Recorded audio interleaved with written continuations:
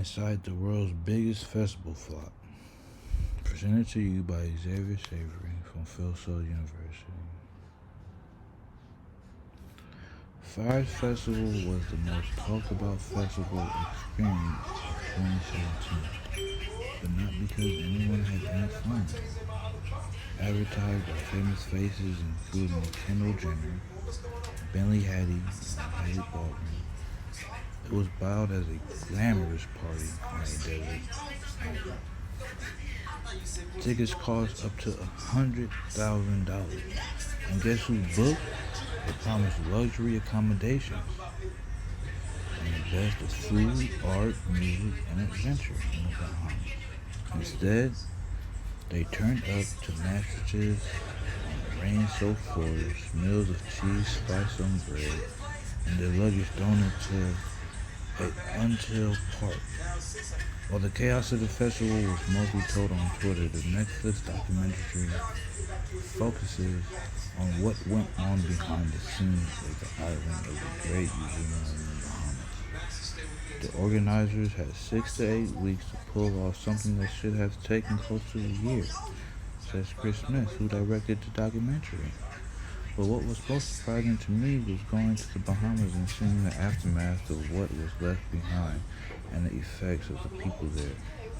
The festival wasn't just a miserable experience for the people who paid to party, it also had a major impact on the local people of the island who helped organize, build the festival.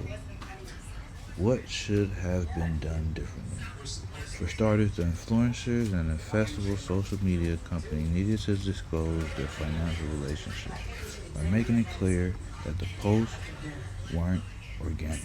Attendees would have been able to make a better informed decision, and the free flow of information and the impact pillar of the Public Relations Society of America Code of Ethics, and one have led to the disclosure of payments for the influencers posted by the festival.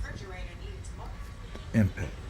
The overall impact of the festival has landed at least one person in jail and led to the Federal Trade Commission cracking down on influencers and disclosing rules.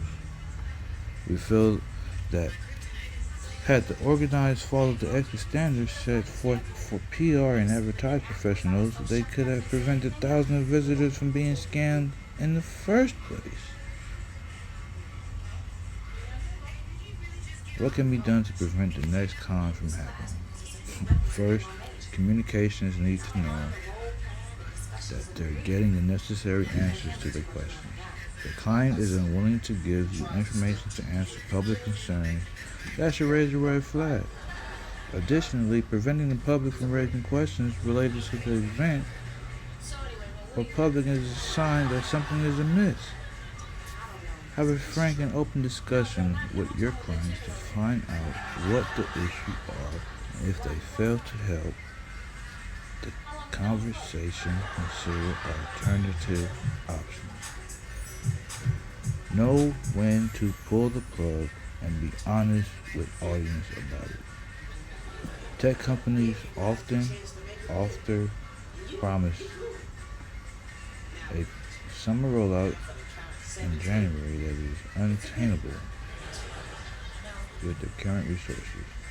When a project is not likely to be ready on time, there is a way to let customers know that the rollback is about to happen.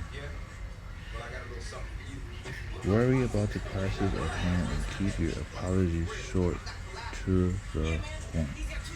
The festival's organizers deserve some credit for releasing a statement quickly and speaking to a handful of reporters following the crisis.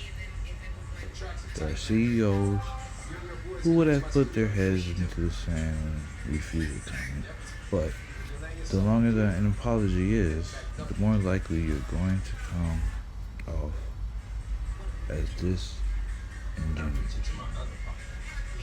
They should have written a short apology, focusing on how